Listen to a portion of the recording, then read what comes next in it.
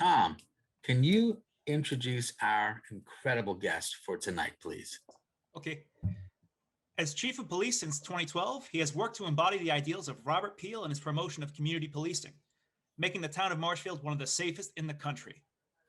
You may also recognize him from his speaking role in The Town. He has since appeared in several other movies and also serves as law enforcement technical advisor.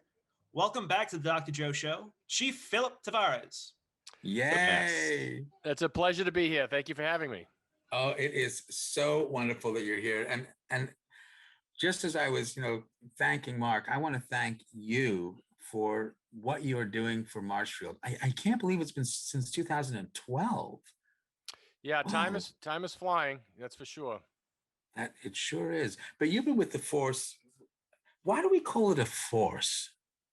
Can we change that? I mean, just the word force has I a call it the police connotation. department. I've Good, thanks. actually worked for the police department since 1988. So this month marks 33 years with the town of Marshfield. Wow. Wow. Thank you for your service, Chief. Yes, Thank thank you you. for your service. That's way older than Tom is. It's, I'm Right? 92. What are you talking about? That's when you were born, was 92, right?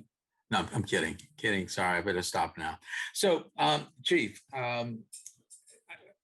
people may not understand some of the history, and I'm curious, how did you decide to become a public servant and policeman? So it basically started right around the age of 18. I had a tragic incident happen in my life.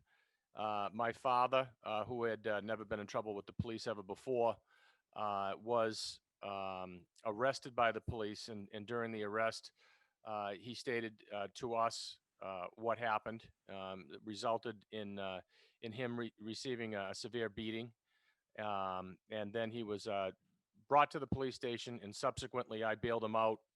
And the condition that I saw him in was absolutely awful. I had to carry him to the car, and we brought him immediately to the emergency room.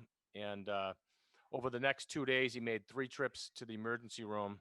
And on the 4th day from his release, he died in his parents' arms, my grandparents' arms, just after I had left the house.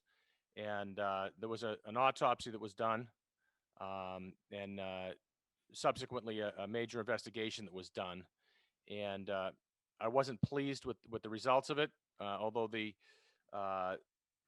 medical examiner stated that he had multiple injuries all over his body, most of it in his abdominal area, and that was a significant cause that contributed to his death.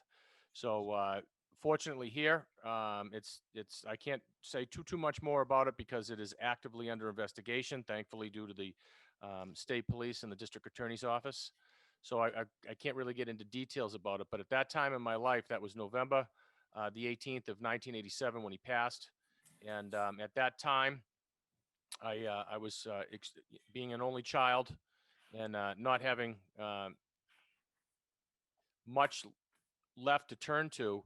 I had quite a hatred for the police, and it took a little while before I was able to stop painting them all with the same broad brush, just because of the actions of a few. But I was angry. I was emotional. I wasn't thinking clearly. I was sleep deprived, and eventually, through the passage of time and thinking more clearly, I was able to see what the real issue was here. And I decided that I would, there was a path. The road came to a divide, either left or to right. The left side went to was a fool's road, and the right side was the wise man's road. And I decided to take the wise man's road because I knew my father wouldn't want me to go down the route of a fool. And I decided to try to join a police department, climb the ranks as fast as I could, and try to create positive change from within. And I was fortunate to, in a matter of months after the loss of my father, meet a man, Bill Sullivan, who was the police chief at the time, and my predecessor, who was chief for 28 years here in Marshfield. And he became my mentor and started me out as the assistant animal control officer in 1988. And then I went on to become first assistant harbor master, then acting harbor master. Then I became a part-time police officer, a full-time police officer, a sergeant, a lieutenant, the captain, and then in 2012, I became the chief here in Marshfield. Wow. Wow. That's an amazing story. And it could have been so different if you'd gone left. Yeah, it certainly could have. It would have potentially left me in prison or potentially even dead. Yeah. Since 1987, that's pretty amazing amount of time.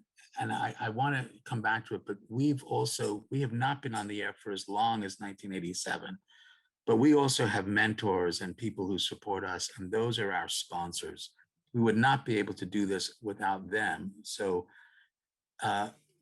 Miss Raven, if we could take a first commercial break, that would be incredible. We'll be right back with the Dr. Joe Show. Stretch the